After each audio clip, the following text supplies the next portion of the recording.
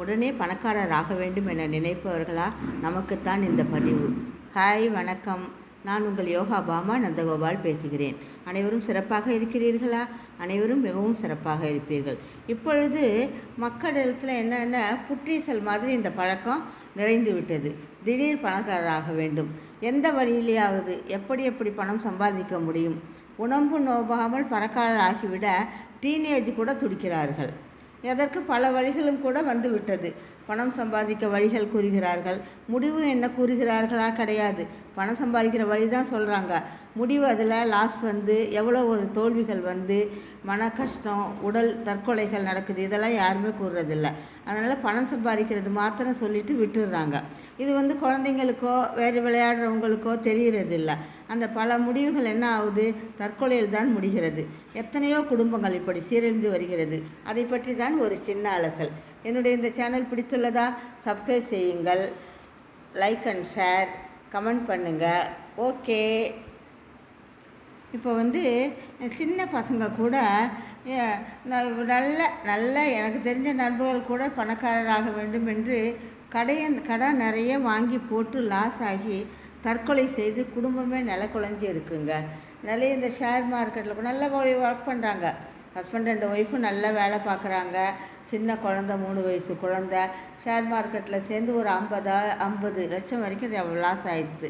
Loss ஆன உடனே என்ன பண்ணுறது? வீட்லேயும் 30 லட்சம் 40 லட்சம் வாங்கியிருக்காங்க. இதெல்லாம் லாஸ் பண்ணிவிட்டு அவங்க என்ன பண்ணுறாங்க? கடைசியில் சொல்ல முடியாத அவமானம், தற்கொலைக்கு முயன்று தற்கொலை பண்ணிக்கிட்டாங்க. அந்த குழந்தைக்கு அப்பா இறந்தது கூட தெரியல. அந்த குழந்தை பயப்படுது அவங்க அப்பா கிட்ட போக. இந்த மாதிரி சூழ்நிலையில் அந்த குடும்பம் எப்படி எந்த நினைவுகளோடு அதுக்கு வெளியே வரும்? அந்த ஒரு கஷ்டமான சூழ்நிலை, எல்லாமே போன சூழ்நிலையில் அந்த குடும்பம் தத்தளிச்சுக்கிட்டு வருது. இப்போ சின்ன பசங்கள் எடுத்துக்கோங்களேன். சின்ன பசங்கள் கூட அதிகம் விளையாண்டு பணம் சம்பாதிக்க ஆசைப்பட்டு வீட்டிலேயே திருடி கூட விளையாட ஆரம்பிச்சிடுதுங்க. அதில் படிப்பும் பாழாக போயிடுது. தோல்வி அடைந்தால் என்ன பண்ணுறோம்? தோல்வி தாங்க முடியாமல் தற்கொலை தான் முடிவு என்று ஆகிவிடுகிறது. ஒன்று மட்டும் நினைவு வைத்து கொள்ளுங்கள், உழைக்காமல் வர்ற பணம் எப்பயுமே நிற்காது. உழைச்சி தங்குற பணமே நமக்கு நிற்க மாட்டேங்குது. உழைக்காமல் எப்படிங்க எவ்வளியெல்லாம் சம்பாதிச்சிட முடியும்னு நினைக்கிறீங்க? அதில் இப்போ வந்து விளம்பரம் உடனே அதிக சம்பாத்தியம் பெருகுவது எப்படி என்று விளம்பரங்கள் கூட மக்களை மதிமயங்க செய்து உழைப்பே இல்லாமல் பணக்காரன் ஆகிடணும்னு நினைக்கிறாங்க. இந்த பொய் விளம்பரங்கள் தான் நம்மை சிந்தித்து செயல்படணும். சிந்தித்து தான் செயல்படணும்.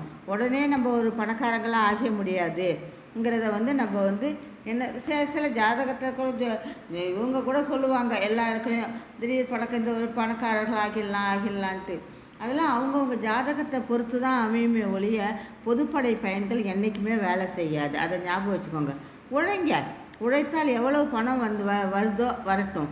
உழைப்புக்கு என்றைக்குமே வீணாக போகாது.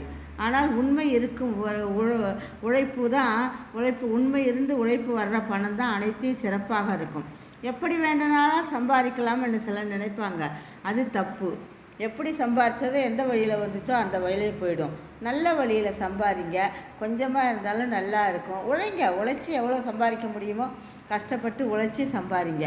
இந்த திடீர் பணக்காராகணும், உடனே பணக்காரராகணும்னு இந்த குழந்தைங்களாகட்டும் விளையாட்டுக்களில் இந்த இதிலெல்லாம் போகாதீங்க. விளையாட்டுகளெல்லாம் போனால் முடியாது. அது ஃபஸ்ட்டு நல்லா இருக்கிற மாதிரி இருக்கும், அப்புறம் வந்து அவங்கள படுகுழியில் தள்ளிடும். தற்கொலை முடிவல்ல. இதுக்கு நல்லா சம்பாதிச்சாவே நல்லா வந்தாவே நம்ம சிறப்பாக இருப்போம். புரியுதா? இதுதான் இன்றைய நிலைமை. திடீர் பணக்காரர் எப்படி திடீர்னு பணக்காரர் ஆக முடியும்? நம்ம உழைச்சாதான் அந்த உழைப்புக்கேற்ற கூலி கிடைக்கும். புரியுதா? நன்றி, வணக்கம்.